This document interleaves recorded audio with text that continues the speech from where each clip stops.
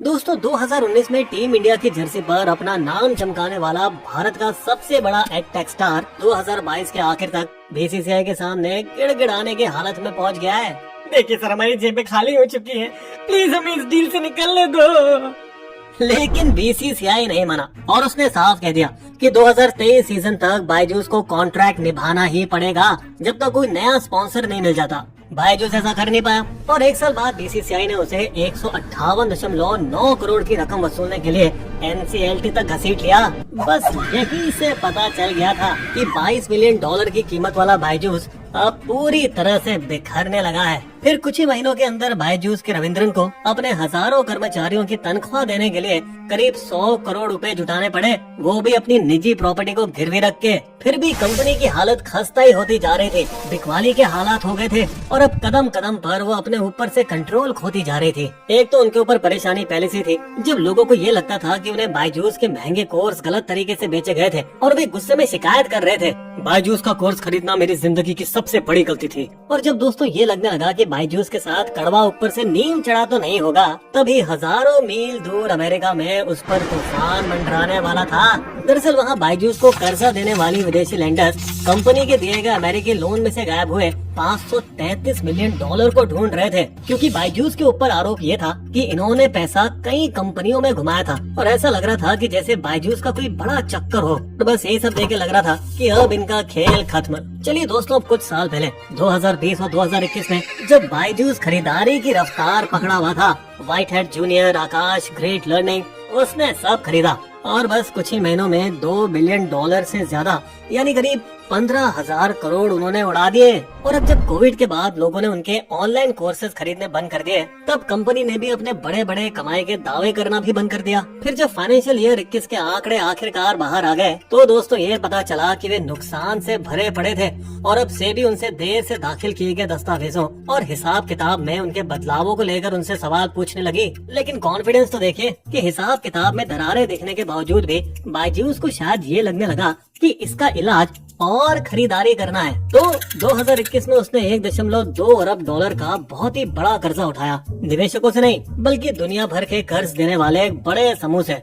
ऐसा इसलिए क्योंकि कोरोना के बाद बाहर से लिया गया डॉलर वाला कर्ज बहुत ही सस्ता पड़ रहा था। इसलिए बायजूस को लगा कि वो इन पैसों के दम पर विदेशों में कंपनियां खरीदकर अपनी मुश्किलों पर पर्दा डाल सकता है और इसी वजह से उसने डेलावेयर में अल्फा नाम की एक अलग कंपनी बनाई, जो कि कर्ज को उठाने और पैसा रखने के लिए थी। इनकी योजना ये थी कि वे इन पैसों से विदेशी कंपनियों को खरीदेंगे ताकि वे 2021-22 के कमजोर नतीजों पर एक चमकदार पर्दा चढ़ा सकें। ये बिल्कुल ऐसे ही था जैसे कई साल पहले कुछ ऑस्ट्रेलियाई खिलाड़ियों ने टेस्ट क्रिकेट में गेंद को चमकाने के लिए रेगमाल का सहारा लिया था। कुछ याद आया? लेकिन दोस्तों, जो बात ज्यादातर लोगों को नहीं पता थी वो ये थी कि इनका बढ़ने फैलने के लिए लिया गया पैसा दरअसल धीरे धीरे इनके ही रोजमर्रा के काम, प्रचार और कंपनी को किसी तरह जिंदा रखने के लिए था। अब 2022 की शुरुआत तक कर्ज देने वालों की नजर इनके पैसों के इस्तेमाल पर टिक गई थी, क्योंकि कमाई के दावे टूट रहे थे, जांच वाले हिसाब किताब लटक रहे थे और जरूरी जानकारियां समय पर दी नहीं जा रही थी। इन सब के भी ऊपर उस कर्ज का एक बड़ा हिस्सा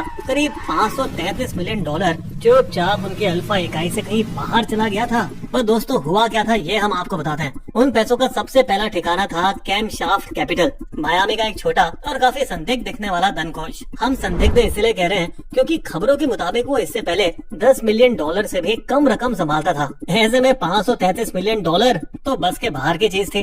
दोस्तों, शक इसीलिए भी और बड़ा क्योंकि एक समय में इस धन कोष का दर्ज किया गया पता मायामी के एक खाने की जगह से जुड़ा हुआ बताया गया था। फिर वहाँ से पैसा और आगे बढ़ा और कुछ कंपनियों से होकर गुजरा। उसके बाद करीब 2 साल तक ये सिलसिला ठंडा पड़ा रहा। फिर हिसाब किताब की जांच और जरूरी कागजातों की लगातार देरी से तंग आकर कर्जदारों ने कहा कि बस अब बहुत हो गया और वे उस गायब रकम के पीछे शिकारी कुत्तों की तरह पड़ गए, जिससे इस तरफ बायजूस की मुश्किलों ने अब डरावना रूप लेना चालू कर दिया। इसके बाद 2023 तक कर्ज देने वालों ने ग्लास ट्रस्ट को अपना पहला कानूनी हाथ बना लिया। दोस्तों बता दें, कर्ज समझौते के हिसाब से इस ट्रस्ट के पास काफी ताकत थी, क्योंकि बायजूस अल्फा के शेयर उन्हीं के पास गिरवी रखे हुए थे। और अब जब बायजूस उस कर्ज को चुकाने में चूक गया, तो ग्लास ट्रस्ट ने अल्फा पर पकड़ बना ली और उस पर एक अपना नया मैनेजर बैठा दिया। इस तरफ बायजूस के रविंद्रन अपनी पत्नी दिव्या के साथ दुबई हो लिए, शायद भारत की कानूनी गर्मी से बचने के लिए। लेकिन फिर इन्हें झटका 2025 में लगा, जब उस ब्रिटेन वाली कंपनी जो इस पैसों की यात्रा में दूसरा पड़ाव थी, तो उसके मालिक ने आकर कहा, माय लॉर्ड, $533 मिलियन का बड़ा हिस्सा बायजूस की सिंगापुर वाली इकाई में भेजा गया, जो बायजूस के रविंद्रन की पकड़ में थी। और लाजमी तौर पर बायजूस ने इस दावे को ठुकरा दिया। चैपमैन का बयान चुनिंदा बातों और अंदाजे पर टिका है और हमारी किसी गलती को साबित नहीं करता। बायजूस ने ये भी कहा कि पैसा पूरे समूह के भीतर ही रहा था और उसका निजी फायदा उठाने में इस्तेमाल नहीं हुआ है। मगर तब तक कर्ज देने वालों का सब्र टूट चुका था और अब लड़ाई खुलकर अदालत तक पहुंच चुके थे। फिर अप्रैल 2025 में बायजूस अल्फा ने पुराने मालिक बायजूस रविंद्रन, उनकी पत्नी दिव्या गोकुलनाथ और सलाहकार अनीता किशोर पर मुकदमा ठोक दिया। ये आरोप लगाते हुए इन सभी ने मिलकर करोड़ों की रकम इधर उधर घुमाई है और कर्जा देने वालों को गुमराह किया है।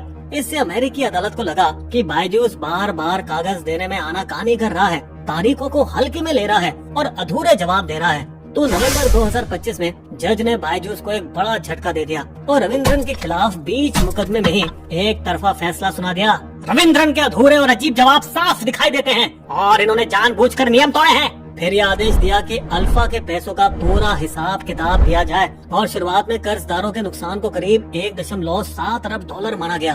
लेकिन फिर दिसंबर 2025 में इस आदेश को बदल दिया गया ताकि 2026 में नए सिरे से सुनवाई हो सके। और अब यहाँ रविंद्रन ने भी हिसाब किताब जमा कर दिए और साथ ही उन्होंने कर्जदारों के खिलाफ $2.5 अरब का नया मुकदमा ठोकने का ऐलान भी कर दिया। लेकिन जब अमेरिका वाला मामला पैसे और कानून दोनों का डरावना सपना बनता जा रहा था, क्योंकि ये बहुत ही कम लोग जानते हैं कि ग्लास ट्रस्ट ने भी भारत में कई कंपनियों को गहरे घाव दिए हैं। खैर दोस्तों, बीसीसीआई के 158.9 करोड़ रुपए वाले मामले में एनसीएलटी बेंगलुरु ने जुलाई 2024 में बायजू को दिवालियापन प्रक्रिया में डाल दिया। और दोस्तों, इससे हुआ क्या? कंपनी का अधिकार एक ऐसे हाथ में चला गया जिसे अदालत ने बैठाया था। यहाँ दिलचस्प बात ये थी कि बायजूस और बीसीसीआई एक ही तरफ आकर समझौता करने की कोशिश कर रहे थे, लेकिन कर्जदारों के उस ट्रस्ट ने इसका जोरदार विरोध किया, क्योंकि कर्जदारों की समिति के पास ही वोट की बड़ी ताकत थी।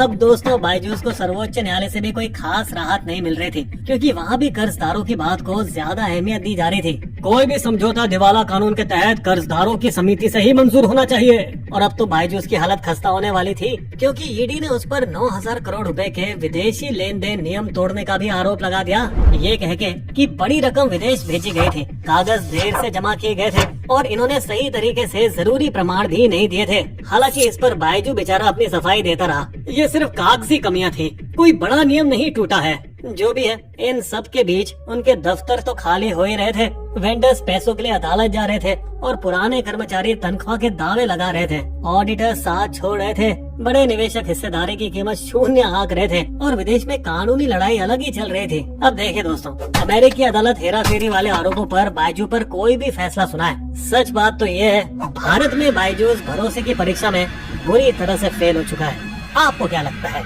कमेंट करके हमें जरूर बताइएगा। बिस्बो की शायरी। बायजू ने खूब चलाए ऊंचे महंगे कोर्स, कुछ सालों तक खूब चला बायजू का फोर्स। हेरा फेरी और कर्ज के पड़ गई उस पर मार, बिजनेस की फिर दौड़ में बायजू गया हार। हमारे वीडियो कंटेंट के सोर्सेस आपको डिस्क्रिप्शन में मिल जाएंगे।